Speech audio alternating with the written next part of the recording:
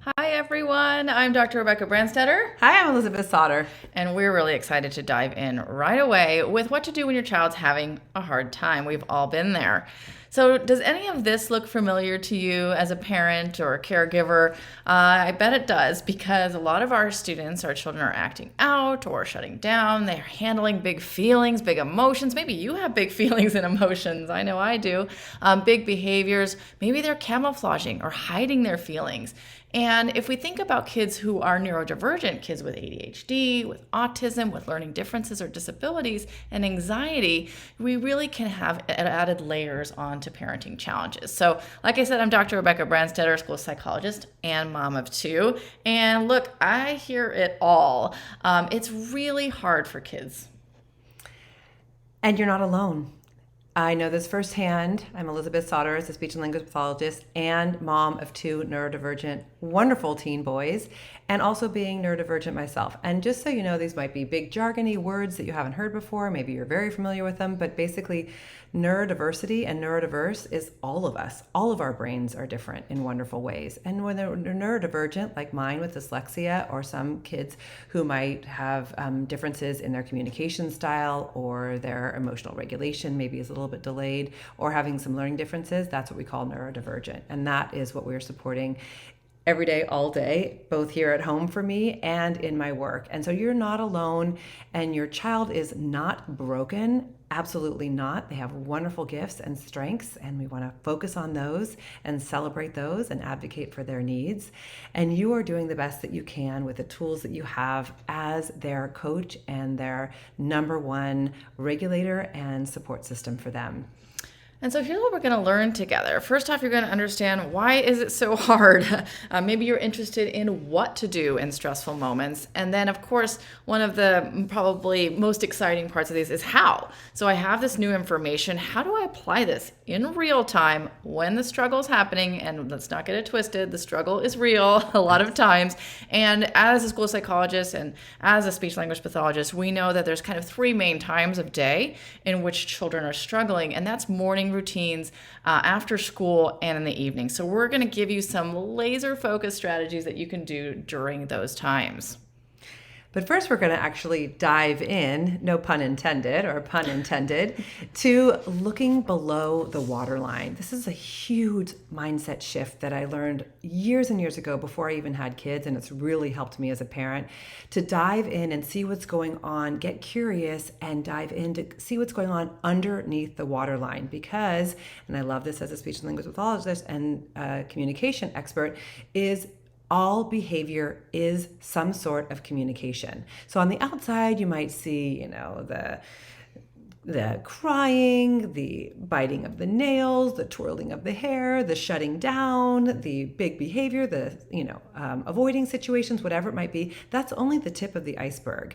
There is a lot going on underneath the waterline for this huge iceberg that we can get curious about and support. And then it changes the mindset of when we're thinking below the waterline, we can reframe our child's behavior and not judging them to think about we always say, they're giving me a hard time. Don't give me such a hard time. They are actually having a hard time. It might be lagging skills. It might be anxiety. It might be overthinking and processing. Whatever it might be, they are struggling in some sort of way. And that is causing this tip of the iceberg behavior, that clashing of forces, as Dr. Ross Green likes to say, that we see on the outside that can be really stressful for them and us, because we are sharing energy back and forth consistently. So how do you know your child's having a hard time? We have a lovely little metaphor with you that we'd love to share, and we have some friends who are going to help us along. Okay, we're going to talk about our friend the porcupine and our friend the turtle. Did he just give him a kiss? Oh, that's nice. All right, so we have two ways, a very fun way to talk about something that actually can be very not fun in the moment, which is the way in which kids show us they're having a hard time. This is when they're in brainstem, that fight or flight or freeze reaction. So oftentimes we'll see the fighting, right? Like, oh, it's time to do your homework. I hate homework, right? Or sometimes you may say it's time to do your homework and you might get withdrawal, right? Or shutdowns, or not talking to you, or going to their room. Sometimes you can have a turtle pine, a little of both, throwing little quills at you, but also withdrawing. So we know when we see this reaction, you can think about it next time your kid is acting out or shutting down, if they're being more porcupiney or more turtling. The reframe is they are having a stress reaction. And when you are in brainstem, in that fight, flight, freeze, you're not in your frontal lobe, where thinking and reasoning and planning and all the things kids need to do to, perform the tasks that they need to perform occur. So we want to reframe it as a stress reaction. And this is one of the biggest things, Elizabeth, as a parent for me. It really folds into that. They are not giving me a hard time. They are having a stress reaction. And my response is more empathic, and I do things a little bit differently. And that's what we want to go in today, is talking about how we can be the wise owls. And also, so we can tap into our own wisdom, which we talk a lot about in our wise model, and center ourselves so that we can find that wisdom in the moment and outside of these challenging moments, and also tap into our child's wisdom, because they have a lot to share with us as well, knowing what works best for them in their own needs. So what we're thinking about in these stress moments, being the wise owl and getting ourselves centered, we have 3 C's that we want to share with you that are going to help in these challenging times of day, morning, noon, and night. Let's get to it. So first and foremost is the calm. Just calm the cortisol. So calming the cortisol, this is a stress hormone. So what you want to do when you see porcupine or turtle friends is being that owl. So we understand, like, you're going to get your feathers ruffled because, like, you're a human and you have feelings too. And if your child is yelling at you, you might be really, neurologically pre-programmed to just kind of get back and you turn into a porcupine, and then we got 2 porcupines in the room. So we understand, first off, and validate that, yes, it is absolutely stressful for you too. And because of this concept called mirror neurons, the spooky sci-fi lesson we teach in our online course, you're going to be picking up their energy. So when they're porcupining, your, sort of knee-jerk neurological reaction is to also porcupine. So we want to be the wise owl, and we want to sort of find that space in between reacting, right? What's happening and reacting. And if you can find that space, you can respond instead of react. And so that's what calming the cortisol is bringing your calm when your child is porcupining or turtling. We know it's challenging, but we got you. And self-compassion too, because they are challenging situations. And then the second C is to get curious, which is what we talked about before, is going underneath the waterline. Behavior is communication, and we want to see what's going on in that moment. And we can, be detectives in observing and being able to notice what's happening right then, and then maybe collaborating and communicating with your child outside of the situation to get curious with them, to ask them what is going on. So what we're talking about here is getting curious and not furious, and then leaning into the last C. The mindset shift before, we're thinking about this instead of how many times have we thought about this? Why can't my child just pick up their clothes, go to bed, make their lunch, whatever it might be? You can get curious. Well, maybe it's they're sluggish in the morning, or having trouble with transition, or worried about school, or didn't get enough sleep, or feeling anxious. So you get curious about what's going on, besides judgmental, which can calm ourselves down to just have that mindset shift in itself. Yeah, it's sort of like if your kid has a fever, you don't get mad at them for having a fever. You see what's below the waterline and what's happening. So getting curious about that behavior when you see that tip of the iceberg, what's underneath that? And we're going to give you some strategies for that, both morning, noon, and night. Stress reactions. Yep. And then the third C here is co-regulation and connecting. So this is, you can see in this image right here, where the parent is getting down to her level and really, maybe this is a child that likes that touch and the lower tone of voice and the slower pacing, and just really validating feelings, maybe seeing if there's some foundational needs that might need to be met, whether that's hunger or movement, shaking, or just even that connection piece can be the foundational need. Maybe it's some water. My son is here's a cheese stick and have a glass of water, and then so much better. And remembering that this is a stress reaction from the behavior you're seeing on the outside is that communication. So these behaviors show a need for that co-regulation. And it, like you said, it can be that fever, like, or that ding, ding, ding, that alarm. And it's like, oh, here I am with my wise owl. I can take a deep breath and show up in a way that can be calming and co-regulating. So co-regulation is when individuals are in sync with each other. This is from Stuart Shanker, who I know you've read a lot of his work. Basically, kind of with the up or down regulating each other. Mm-hmm. So it's kind of like, when your child is having a hard time and they're porcupining, you bring the wise, calm owl. Or if your child's turtling and too slow, maybe you can kind of bring some of that extra energy up. So it's upping and downing that energy level. It's like turning on that spa music to like our classical music, whatever calms the whole house. In our house, it's singing bowls or your pump it up playlist, whatever it might be. And it just helps us to be able to think in this term. And, oftentimes we need this for ourselves as well before we can go in and be this for our children. So that's why we start with the calm. But this is the third C. And now we're going to jump in. Oh my God, this is the juice, everybody. This is what you signed up for. How are you going to apply this in real time? So we've got some mindset shifts, mm-hmm. right? About how, why this is happening. What can we do to be curious and co-regulate, and the 3 C's. Now, what do you actually do in real time when the stressful moment is happening? So now we're going to apply those 3 C's you just learned into 3 times of day. And I'm going to start with mornings, okay? We're going to do morning, noon, and night. Mornings, woo! These can be really challenging times for our kids and for us too. Maybe we're not morning people. And so we have to be thinking about our own needs first when it comes to calm. And maybe that looks like for you, it's waking up early in the morning and doing morning breathing or taking your warm and cold shower. Coffee. That's Rebecca's secret sauce, is to coffee.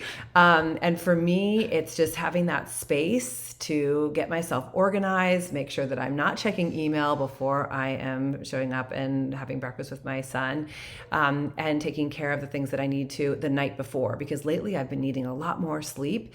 And so I need to get organized the night before with potentially making sure that there's food and things out for lunch, and I'm getting my day organized so that I can be that calm, wise owl and share my feeling of comfort to my son. And so we're taking care of my own needs, and then also before I can then jump in to take care of his needs. And then the second C is curious, and what this looks like in the morning is like if my son is struggling to get up, if I hear that alarm going off and he's not getting up, I'm thinking, did he oversleep?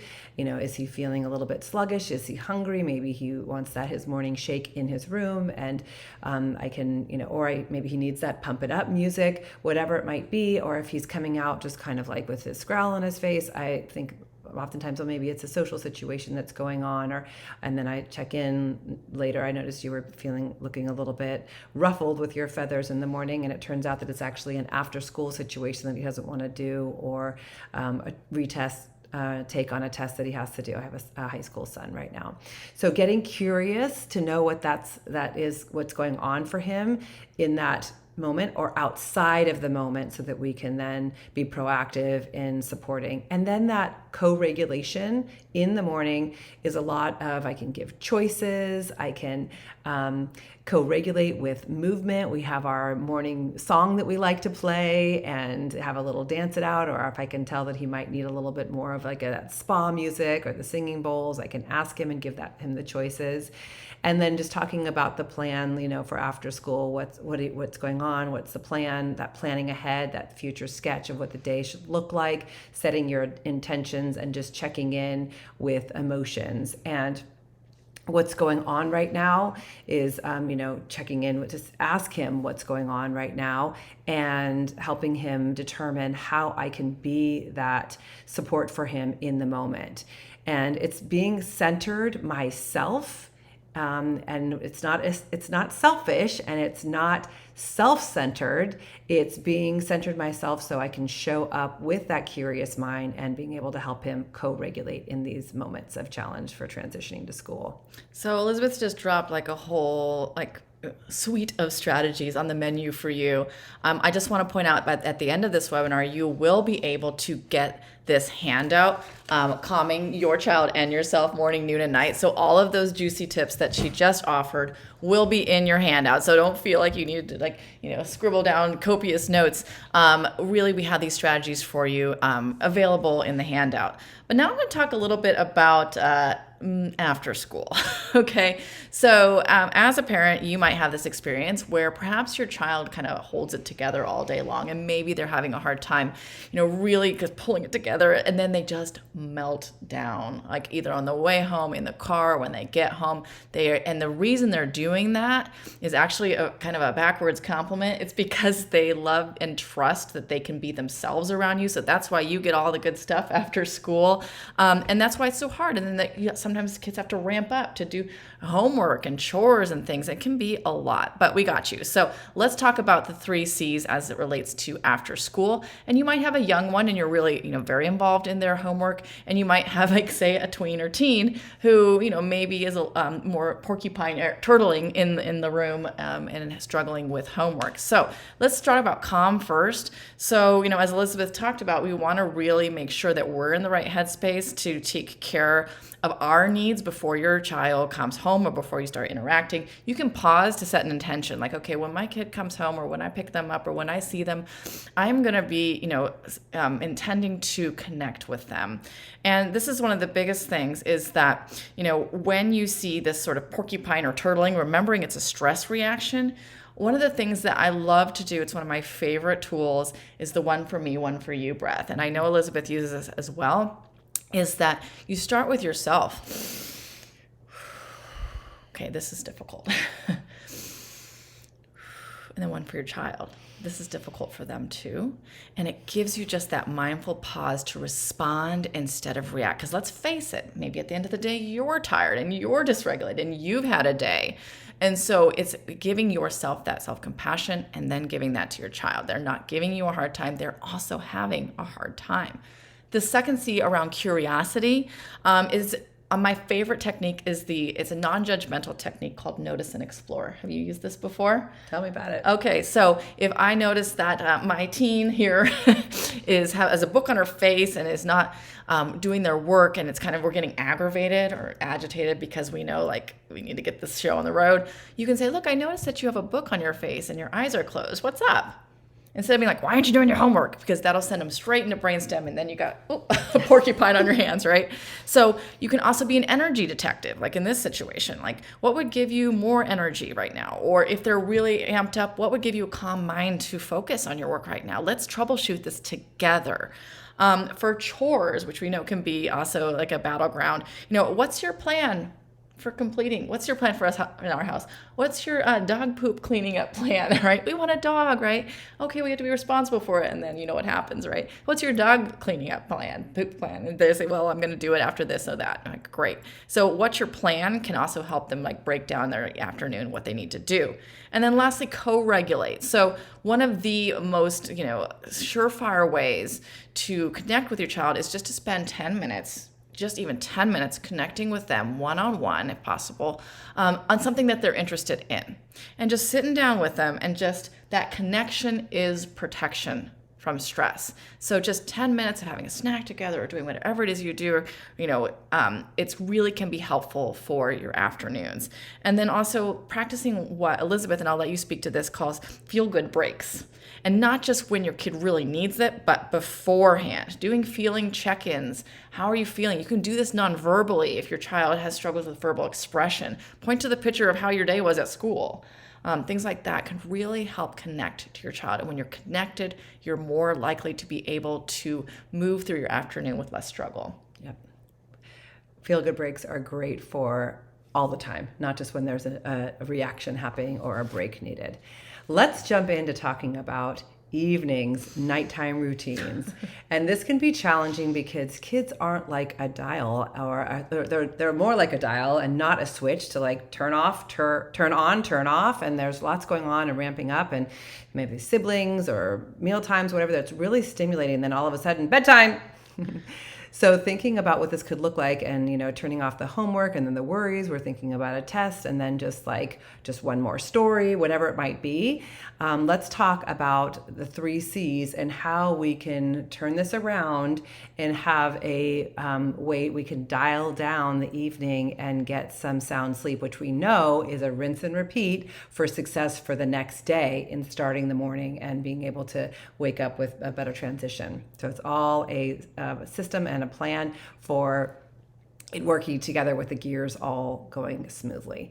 So calming, this is where we're thinking about calming ourselves, and we can create this routine for the whole family, including yourself, what that could look like. Maybe it's time alone, maybe it's time together, maybe it's mindful breathing, maybe it's doing the Calm app or Headspace together. And realizing that, when one more story or not now, or the jumping on the bed, whatever it might be, it's attention seeking, not it's for attention seeking, and they're not attention seeking, it's connection seeking. And so same with connection is protection. We're thinking about how we can validate feelings and connect with them so that they can wind down and know that they're safe. Yeah, I just want to flag why nights are so difficult. With my kids, if I say time to get your pajamas on, in their brain, they hear let's get ready to rumble. Yep. They get so amped up and things like that. So it's really important to have a family routine. And then what you spoke to earlier about why nights are so hard, I think it's important to flag because your needs are different. Yep. You've had a long day of doing all the adult things and you're ready for break. Decompressing and a break, and your kids might be pulling for connection. One more story, I need a glass of water. Yep. And if you can just stop in that calm, mindful pause and be like, okay, they're not attention seeking, they're not giving me a hard time, they're connection seeking, and giving just a little bit of connection. And just recognizing your needs are different at night. And that's sometimes where the tension is, right? Yep. And that leads right into the curiosity. The second C in this is what is going on with that, behavior, whatever that's they're pulling at you or asking for one more book, or sibling stuff going on. It's what's going on with that? What is this challenge all about? And you can have them again rate a scale of their emotions and their levels of energy, and how you could then ask them co-collaborate with them and figure out what it might be to calm the brain down, and talk to them about how important it is to get that sleep so that you can feel comfortable and start turning down that dial to be able to get the sleep that you need. And notice when the challenges occur, and you can get curious and take a little bit of data to figure out what that might be. So maybe there's some certain foods that really ramp your child up, or maybe if there is a test the next day, or a spelling bee, or something going on with the friendships, that might be a time where they're really struggling to go to bed because they know now is the time we have to deal with it tomorrow. So, and then we can lean in with this co-regulation in really helping them with seeing that behavior is communication. And if they're having a hard time, how can we change the channel? And maybe it's a worry box. Maybe we put our little worry dolls underneath our pillow. Maybe we write in a note and put it in the worry box. Maybe we do a body scan to figure out where it is in our body, where we're having that pit in our stomach of anxiety and what that's all about, and having to journal about it, or calm ourselves down into, there's different types of books, but a lot of them are ramping up in terms of creativity in the mind, and some books can really be dialing down for calming. So thinking about what that co-regulation can look like, and if you are needing a break, knowing that is something that you can work out taking with your child, and maybe it's an audible book that they're listening to, or a sound or some music that they're listening to at nighttime to calm themselves down, or listening to that white noise, in ways that you can take your break, or you can both be doing a body scan together or a meditation together, so that you're sharing your needs as getting that connection time, but also that co-regulation time. And just so you know, this is a lot of information, but it's on your handout that we are giving to you as our free download. So don't worry about that. And we can talk a little bit more about how we can support you as well. So we want to give you some tangible, practical things that you can use today, tonight, with your kids. First, like we've mentioned, the morning, noon, and night cheat sheet, the calming yourself and your child. So we'll be giving you these morning, noon, and night downloads with all the tools and tips that we just shared with you.